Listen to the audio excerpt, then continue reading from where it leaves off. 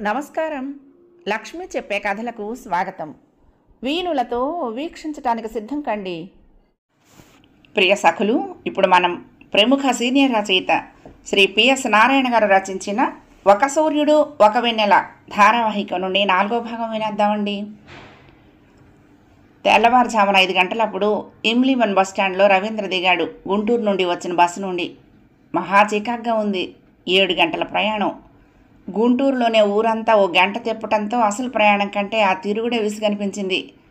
ఆ పైన నాగార్జున సాగర్లో టీలంటూ అరగంట. పాత బస్టాండ్ దగ్గరే అందరూ దిగుతూ ఉంటే తను దిగాడు. ఎక్కడికి వెళ్లాలో చెప్పాడు. రవీంద్ర హ్యాండ్ బ్యాగ్ను భుజాన తగిలించుకొని ఆటో డ్రైవర్తో. హాఫ్ ఫేర్ ఎక్కువ ఇవ్వాలి అడిగాడు ఆటో డ్రైవర్.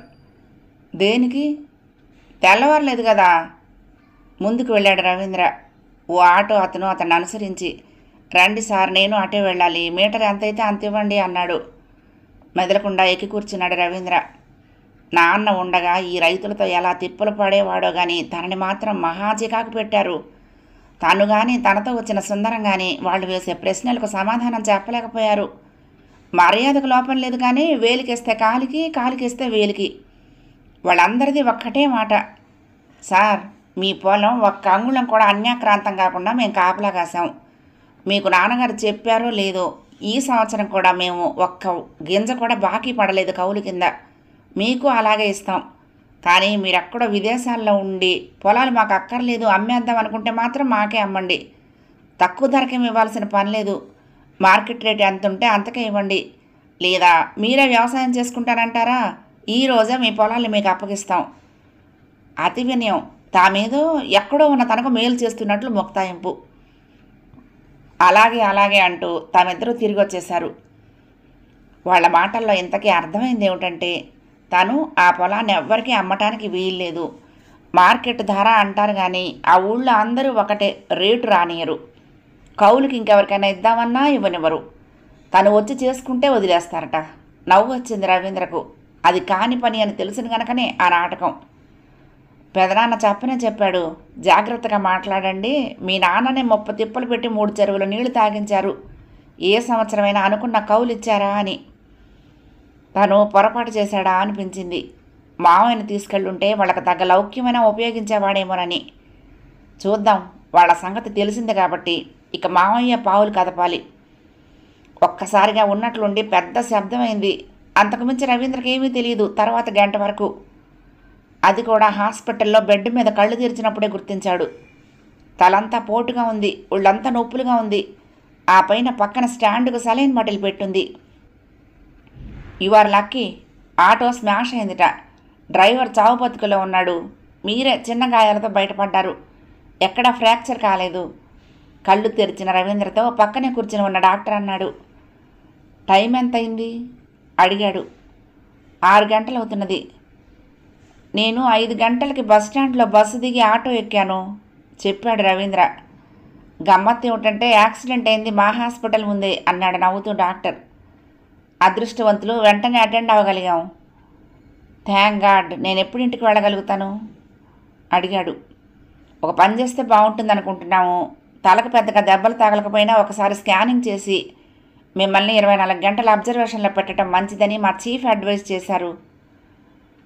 ఒక్క క్షణం సంశయిస్తున్నట్టుగా ఆగాడు. కుడి చెయ్యి కదిలిస్తూ ఉంటే నొప్పి అనిపిస్తోంది. అదే అంటే డోంట్ వర్రీ, ఎక్స్రేలో ఏమీ లేదు, జస్ట్ నొప్పి పట్టు ఉంటుంది. పెయిన్ కిల్లర్ ఇంజెక్షన్ ఇచ్చామన్నాడు డాక్టర్ లేస్తూ. మా చీఫ్ని రమ్మనమని కబురు చేస్తాను. రవీంద్ర చొక్కా లోపల జేబులో ఉన్న సెల్లును బయటకు తీసి ఇంటి నెంబర్ నొక్కాడు. ఫోన్ ఎత్తింది సునీత. సునీ, నాకు యాక్సిడెంట్ అయింది, హాస్పిటల్లో ఉన్నాను. డాక్టర్ గారు చెప్తారు ఈ హాస్పిటల్ ఎక్కడుంది. నువ్వు వెంటనే ఆటోలో వచ్చేసే అంటూనే సునీత చెప్పే మాటలు వినిపించుకోకుండానే సెల్లు డాక్టర్కి ఇచ్చాడు. ఏమీ కాలేదు మేడం, కాస్త కాళ్ళు చేతులు డోక్కుపోయాయి అంతే, ప్రమాదం ఏమీ లేదు, మీరు కంగారు పడకండి అంటూ అటు ఆదుర్దా పడుతున్న సునీతకు ఆ నర్సింగ్ హోమ్ వివరాలు చెప్పాడు డాక్టర్. తర్వాత 6 గంటకి ఇంకా సునీత రానేలేదు. మళ్ళీ ఫోన్ మోగింది.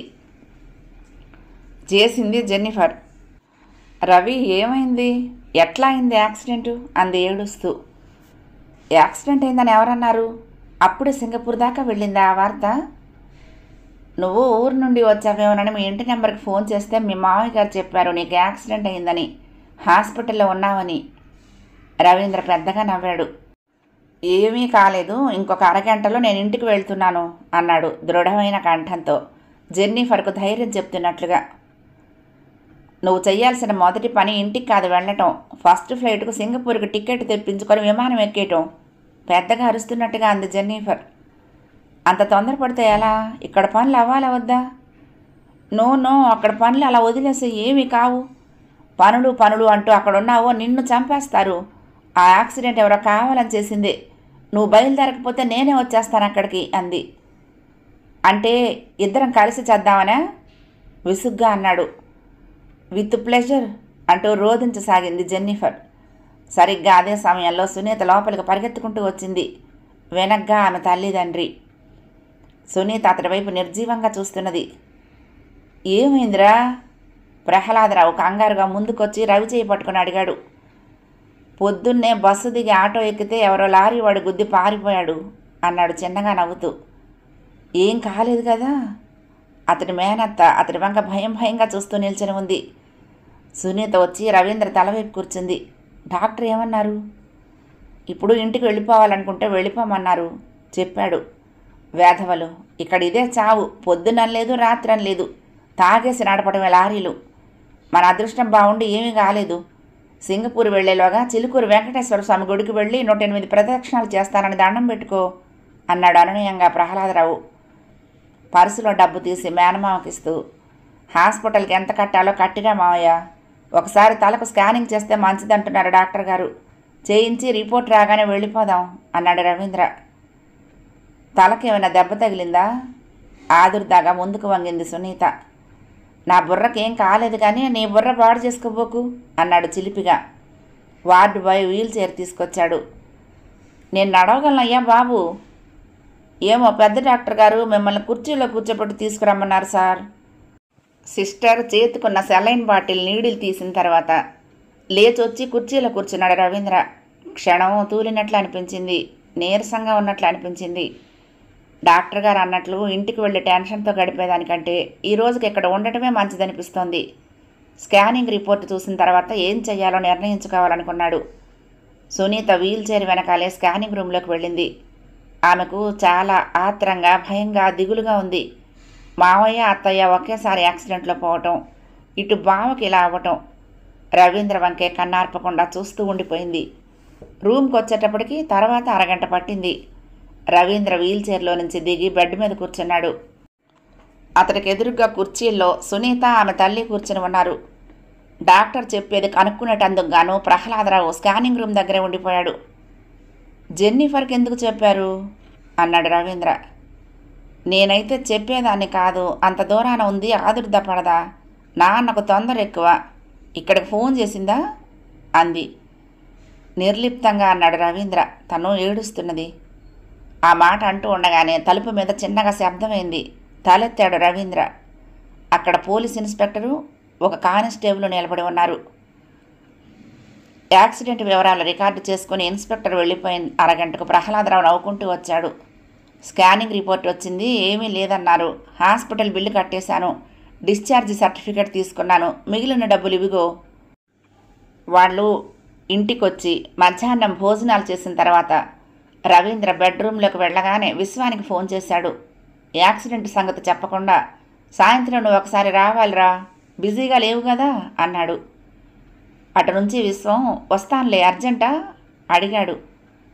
అర్జెంటేం లేదు కానీ నీతో కొన్ని విషయాలు మాట్లాడాలి, కొన్ని పనులు అప్పచెప్పాలి అన్నాడు. విశ్వం సీఏ పూర్తి చేసి ఓ స్నేహితుడితో పార్ట్నర్గా చేరి ప్రాక్టీస్ చేస్తున్నాడు. ప్రహ్లాదరావు బయటికి వెళ్ళగానే సునీత రవీంద్ర దగ్గరకు వచ్చింది. ఆమె ముఖం మ్లానమై ఉంది. లోపలికి వచ్చి మంచం పక్కగా ఉన్న కుర్చీలో కూర్చుంటూనే, నువ్వు వెంటనే సింగపూర్ వెళ్తే బాగుంటుంది బావా, నాకు భయంగా ఉంది అంది. చటుక్కున తలెత్తాడు రవీంద్ర. భయం ఎందుకు? ఏ విషయంలో? మన రోజులు బాగాలేవనిపిస్తోంది బావా చెప్పింది తల వంచుకుని. ఏమైంది మన రోజులకి? సెంటిమెంటల్గా ఆలోచిస్తూ కూర్చోబోకు. నిజంగా రోజులే బాగుండకపోతే ఆటో డ్రైవర్తో పాటు నేను పచ్చని ఉండేవాడిని, ఇలా బ్రతికి బయటపడేవాడినే కాదు. ఆ తర్వాత ఏం మాట్లాడాలో అర్థం కానట్టుగా అతడి మొహంలోకి చూస్తూ ఉండిపోయింది చాలాసేపు సునీత. రవీంద్ర చిన్నగా నవ్వాడు. మీ ఇద్దరి ఆలోచనలు ఒకటిగానే ఉన్నాయి. జెన్నిఫర్ కూడా నన్ను వెంటనే సింగపూర్ వచ్చేయమంటోంది అన్నాడు. నిజమే బావా, నువ్వు వెళ్ళటమే మంచిది. వెళ్ళి జెన్నిఫర్ను వివాహం చేసుకుని ఓ నెల రోజులు సెలవు పెట్టి అప్పుడురా, వచ్చి ఇక్కడ పనులు చూసుకో అంది త్వరగా ఒత్తి పలుకుతూ కొత్త బలంతో. సంవత్సర కాలం నేను వివాహం చేసుకోకూడదని శాస్త్రం చెప్తున్నది కదా అన్నాడు. మరి ఆ శాస్త్రాల్లో ఇతర మతస్థుల్ని విదేశీయుల్ని చేసుకోవచ్చనుందా అంది కాస్త కంఠంలో ఎగతాళిని రంగరించి. కనుక నేను చెప్పినట్టుగా చెయ్యి, అందరికీ ఆనందంగా ఉంటుంది. రవీంద్ర మాట్లాడలేదు. ఆలోచించు బావా, ఆలోచిస్తే నీకే తెలుస్తుంది నేను ఎందుకు చెప్తున్నానో. రేపు ఉదయం 10 గంటలకు మనం బ్యాంకుకు వెళ్తున్నాం అన్నాడు సునీత మాటలను పట్టించుకోకుండా. నేనెందుకు బ్యాంకుకి? భృకుటి ముడివేసింది. నాకు తోడుంటావని పకపకా నవ్వాడు. నీకు ప్రతిదీ ఎగతాళిగానే ఉంటుంది. నేను గుండెలు పగిలేలా ఏడుస్తున్నాను. ఎందుకో ఇప్పుడు కాదు. నువ్వు అడగకుండానే నేను చెప్పాల్సిన సమయం ఎప్పుడూ వస్తుంది, అప్పుడు చెప్తాను. ఆమె కుర్చీలో నుంచి లేచి వడివడిగా ఆ గదిలో నుంచి వెళ్ళిపోయింది. కళ్ళు మూసుకుని పడుకున్నాడు రవీంద్ర. సునీత, జెన్నిఫర్ కళ్ళ ముందు కదులుతున్నారు. ఎడతెగని ఆలోచనలు, అర్థం కాని తపన, తన జీవనయానం ఏటో తెలియని ఆవేదన. సెల్ మోగుతోంది. జెన్నిఫర్. ఏమైంది? ఇంట్లో హాయిగా మంచం మీద పడుకున్నా జెన్నీ, అక్కడ నువ్వింకా ఏడుస్తూనే ఉన్నావేమోనని దిగులు పడి చేస్తున్నా. So you are perfectly all right అంతేగా అంది. నిజం, నీ తోడు అన్నాడు. ఎప్పటికి దొరికింది టిక్కెట్టు? నేను టిక్కెట్ కొనటం లేదు. పెట్టిన సెలవు అయిపోయేటంతవరకు ఇక్కడే ఉంటాను. అనుకున్న పనులు ఇంకా పూర్తి కాలేదు అన్నాడు. రవీంద్ర, నువ్వు చస్తావు అక్కడుంటే అరిచింది. స్టాప్ ఇట్ పెద్దగా విసుగ్గా అన్నాడు రవీంద్ర. వెధవ భయాలు నువ్వును. నాకేం కాదు. నేను ఇక్కడ చేతకాక కూర్చోలేదు. అసలు నీకెందుకు వస్తున్నది ఆ అనుమానం? నన్ను ఆ ఆసుపత్రిలో ఆగంతకుడు బెదిరించడం అబద్ధమా? నువ్వెక్కిన ఆటోకి యాక్సిడెంట్ అవ్వడం అబద్ధమా? ఇదంతా ఎవరో కావాలని చేస్తున్నారు అనేది 100కి 100 పాళ్ళు నిజం అంది. అదే కనుక నిజమైతే నువ్వు అన్నట్లు నేను అక్కడికి వెంటనే వచ్చే ప్రసక్తే లేదు. వాళ్ళు నేనెక్కడున్నా నా వెంట పడుతూనే ఉంటారు. దినదినగండంతో బ్రతకలేను. వాళ్ళంతా చూడందే నేను కదలను ఇక్కడి నుండి. వాళ్లను నిలువున తగలేస్తానే కానీ నేను ఇండియా వదలను పెద్దగా అరిచినట్టుగా చెప్పాడు. సరిగ్గా ఆ సమయంలోనే ప్రహ్లాదరావు ఆ గదిలో కాలిపెట్టాడు. చూడు రవీంద్ర, మీ నాన్న ఫోమ్ బెడ్స్ రిటైల్ లింక్స్లో పార్ట్నర్ అని తెలుసు కదా. మిగతా పార్ట్నర్స్ వచ్చారు నీతో మాట్లాడటానికి. ఓసారి బయటకు వస్తావా అన్నాడు. జెన్నీ, వీలుంటే రాత్రికి లేదా రేపు ఉదయం నీ ఆఫీస్కో ఫోన్ చేస్తాను. నువ్వేమీ అనవసరంగా కంగారు పడబోకు. నా కోసం ఎవరో వచ్చారు అంటూ ఫోన్ పెట్టేసి మేనమామ వెనుకగా బయటకొచ్చాడు. అక్కడ రవీంద్ర తండ్రి స్నేహితులు కోటేశ్వరరావు, రంగనాథం కూర్చుని ఉన్నారు. వాళ్ళని గుర్తించాడు. 12వ రోజున కూడా వచ్చారు కానీ ఈ విషయాలేమీ మాట్లాడలేదు. తన హడావుడిలో తను ఉండటంతో. నేనే వచ్చి మిమ్మల్ని కలుద్దాం అనుకుంటున్నాను. నాన్నగారు చెప్తూ ఉండేవారు మీ స్నేహం గురించి అన్నాడు రవీంద్ర చిన్నగా. ఆయన లాంటి మిత్రుణ్ణి కోల్పోవటం మా దురదృష్టం తల ఉంచుకుని చిన్నగా అన్నాడు రంగనాథం. రవీంద్ర మాట్లాడలేకపోయాడు. చనిపోయిన తల్లిదండ్రి గురించి ఎవరు మాట్లాడినా అతడు దుఃఖాన్ని ఆపుకోలేకపోతున్నాడు. నేను ఏనాడు చేసుకున్న పాపమో వారికి సేవ చేసే భాగ్యమే నాకు లేకుండా పోయింది. ఒక విధంగా వారి మాట వినకుండా వాళ్ళని ఒంటరి వాళ్ళని చేసి నేను విదేశాలకు వెళ్ళి తప్పిదం చేశానా అనిపిస్తున్నది. అందరూ మౌనంగా కూర్చున్నారు కొన్ని నిమిషాల వరకు. మీరు ఇక్కడే ఉండాలనుకుంటున్నారా లేక సింగపూర్ తిరిగి వెళ్ళాలనా? ఇక్కడే ఉండిపోయి ఆస్తిపాస్తులు చూసుకుంటూ హాయిగా ఉండరా అని నేను చెప్తున్నాను. కానీ వాడు నా మాటను ఏమాత్రం ఖాతరు చేయటం లేదు అన్నాడు ప్రహ్లాదరావు. మీరైనా చెప్పండి. వాడిక్కడుంటే మా చెల్లెలు బావగారి ఆత్మలు ఎంతగా ఆనందిస్తాయో. రవీంద్ర ఆయన మాటలు పట్టించుకోకుండా లేచి తలుపు దాకా వెళ్ళి సోనీ కాఫీ పట్టుకురా అన్నాడు. అసలు పొద్దుట ఆటోలో వస్తూ ఉంటే యాక్సిడెంట్ అయిందండి. ఆ మాట వింటూనే మా గుండె ఆగిపోయినంత పని అయింది. వీడికి ఏమైనా అయితే ఇంకేమైనా ఉందా? ఈ వంశవృక్షం ఇంతటితో ఎండి మూడైపోవలసిందే కదా. నాకు ఒక్కగానొక్క చెల్లెలు. అది నా చెల్లెలు కాదండి, మా ఇంటి దేవత, మా బావగారు అంటుండగా ఆయన గొంతు గాద్గదికమైంది. నోటమ్మట మాట రాని వాడిలా లేచి వెళ్ళి తలుపు దగ్గర బయటకు చూస్తూ నిలబడ్డాడు. మీకు తెలిసిన విషయమే కదా, ఇందులో మేము ముగ్గురం భాగస్థులము. 2 సంవత్సరాల క్రితం ప్రారంభించాం. తలా 2 లక్షలు పెట్టుబడి పెట్టి, అదిగాక బ్యాంకులో 5 లక్షలు అప్పు తెచ్చాము. వ్యాపారం ఇప్పుడిప్పుడే పుంజుకుంటున్న సమయంలో నాన్నగారు పోవటం మాకు ఆశనిపాతమైంది అన్నాడు కోటేశ్వరరావు. రవీంద్ర మాట్లాడలేదు, వాళ్ళనే చూస్తున్నాడు. మేము పార్ట్నర్షిప్ ఫారంగా దీన్ని రిజిస్టర్ చేయించాము కనుక మీరు కంటిన్యూ చేస్తానంటే ఆ విధంగా మనం కొత్త డీడ్ రాసుకోవాలి. సునీత కాఫీలు తెచ్చి నలుగురికి ఇచ్చి లోపలికి వెళ్ళిపోయింది.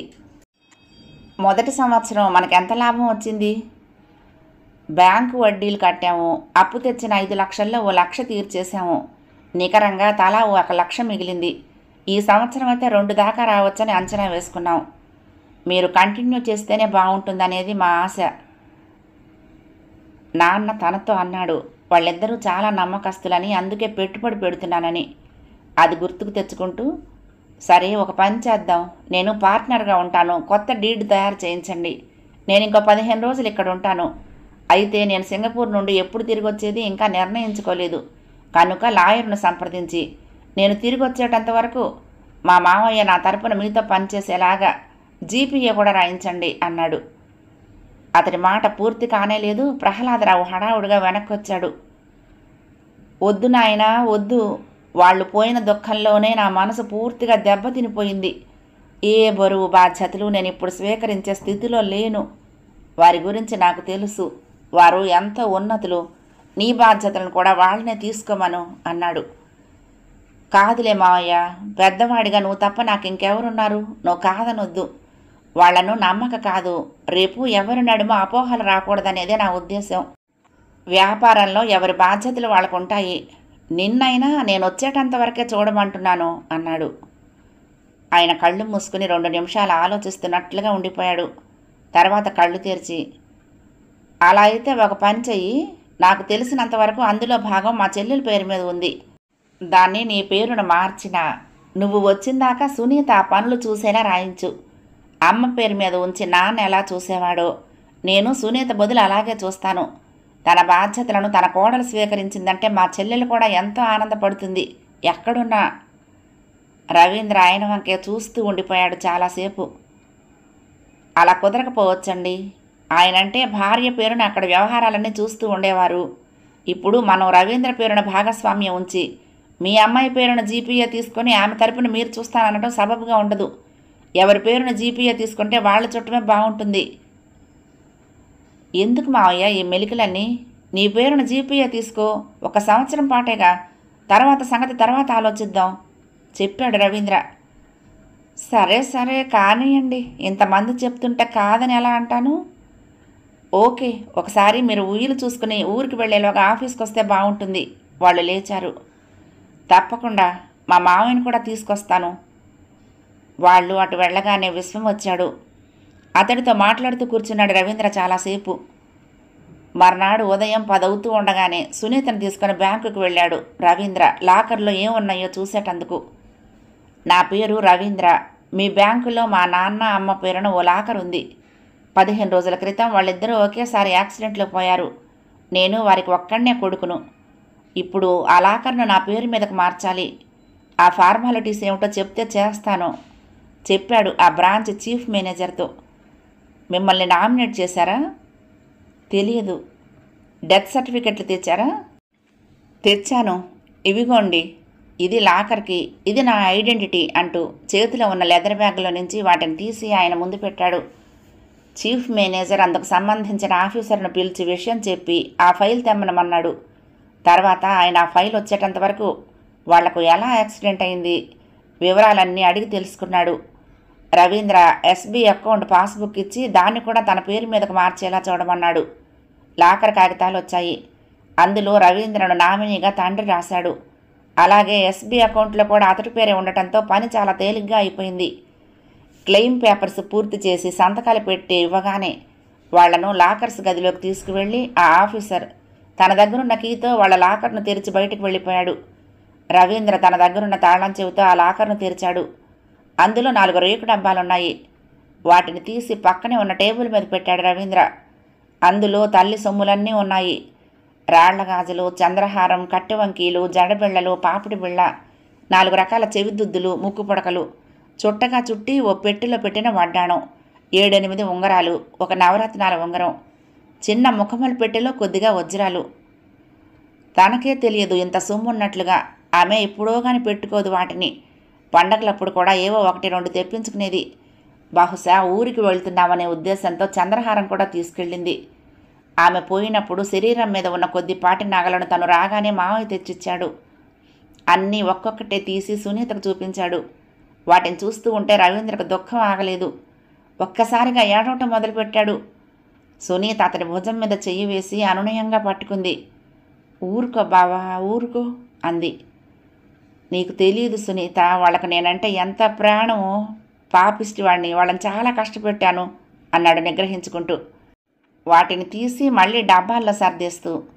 అమ్మ ఎప్పుడు చెప్తూ ఉండేది, ఇవన్నీ తన కోడలు పెట్టుకుని నట్టింట లక్ష్మీదేవిలా తిరుగుతూ ఉండాలని. ఏది ఆ అదృష్టం ఆమెకు? సునీతకు కళ్ళు తడుస్తున్నాయి. నేనొక నిర్ణయానికి వచ్చాను సునీత. వీటన్నింటినీ నీ వివాహం అప్పుడు నీకు బహుమతిగా ఇస్తాను. నాదొక్కటే కోరిక, నీ పెళ్ళైన తర్వాత నీ భర్తతో వచ్చి ఈ సొమ్ములన్నీ పెట్టుకొని ఈ ఇంట్లో కొద్ది రోజులు ఉండాలి. అప్పుడే మా అమ్మకు తృప్తిగా ఉంటుంది అన్నాడు. వద్దు బావా, అవి నావి కావు. అవి ఈ ఇంటి కోడలకు చెందాల్సినవి. జెన్నిఫర్కి ఇవ్వు అంతే. వాళ్ళకి సొమ్ములు ఎందుకు సునీత? వాళ్ళు పెట్టుకుంటారా ఏమిటి?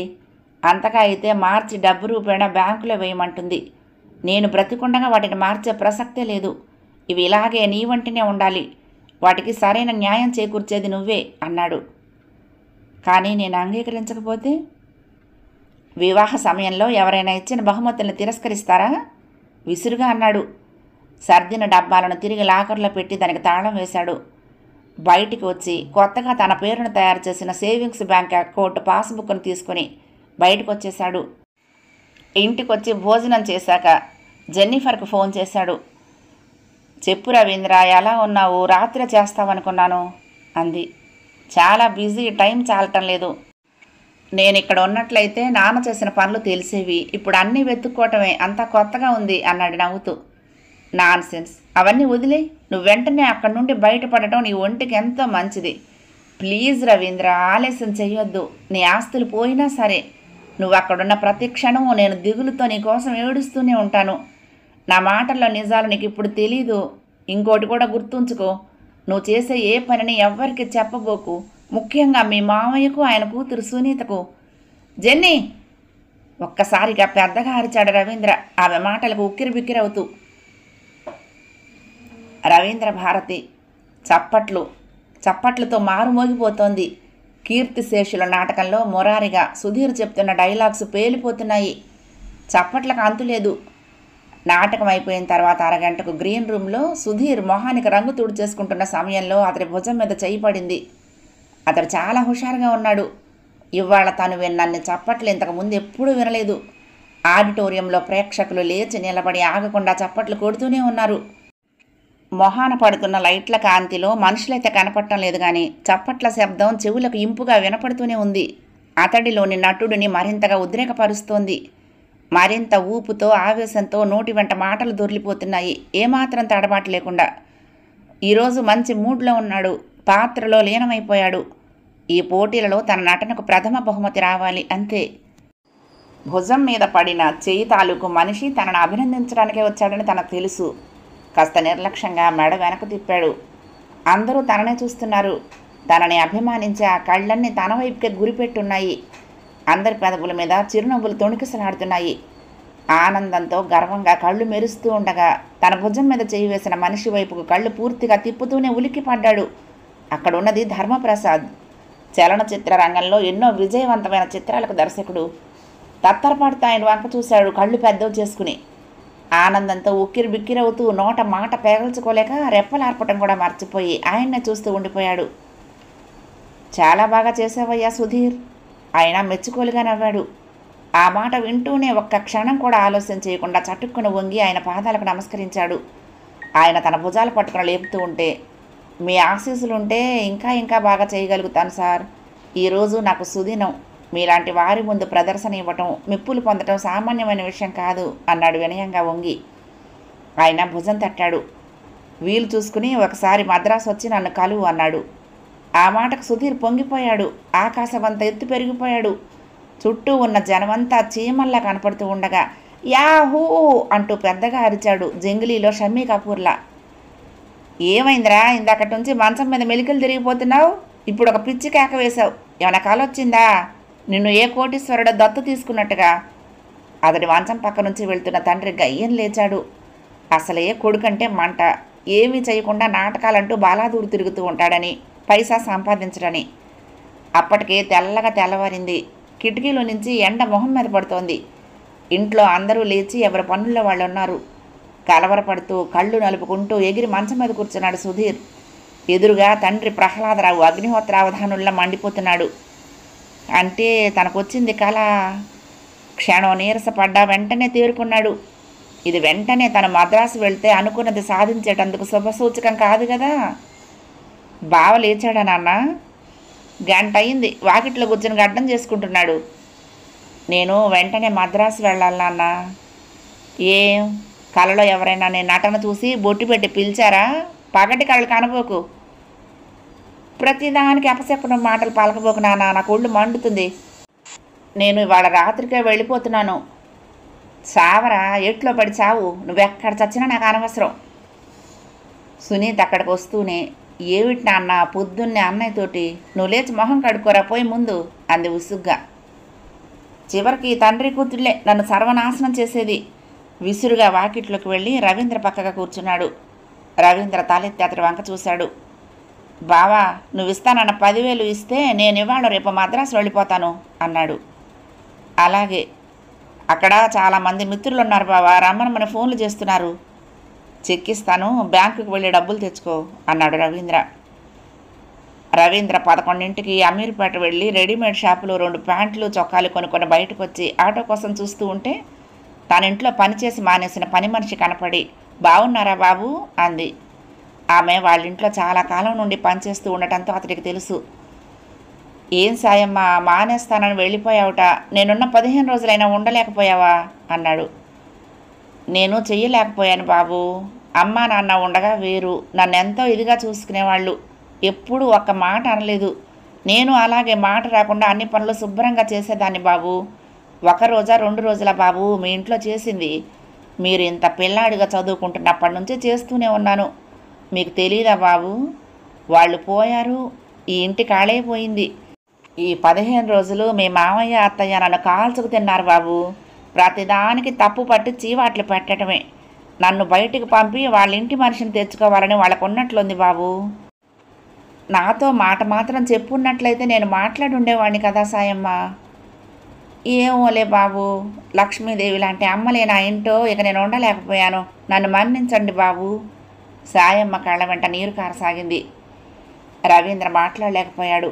నిజమే, అమ్మ ఎప్పుడు సాయమ్మకు అవి ఇవి ఏదో కారణంతో ఇస్తూ ఉండేది. పండుగలకి పబ్బాలకి చీరలు కొనిపెడుతూ ఉండేది. ఇక వీళ్ళ దగ్గర అలా జరగకపోవచ్చునని మరొక ఇల్లు చూసుకుని ఉండొచ్చు. ఈ పని వాళ్ళదే ఉంది, ఎవరు బాగా పెడుతుంటే వాళ్లే మంచివాళ్ళు. పని మీద వచ్చినట్టున్నారు, వస్తానయ్యా, మీరు కాస్త జాగ్రత్తగా ఉండండి బాబు అంది. జెన్నిఫర్ అన్న మాటలు తళుక్కున మదిలో మెదిలాయి. అతడికి అంతా అయోమయంగా ఉంది. మావయ్య కుటుంబంలోని మనుషులను తను అనుమానించలేడు. నిజంగా వాళ్లల్లో చెడు ఆలోచనలే ఉంటే ఇక్కడి నుంచి వెళ్ళిపోతామని మావయ్య ఎందుకంటాడు? బిజినెస్లో కూడా జీపీఏ ఇస్తామంటే అంతగా ఇష్టపడలేదు. పొలాల సంగతి కూడా గుంటూరులో పెదనాన్నగారు అబ్బాయి సుందరానికే అప్పచెప్పమన్నాడు.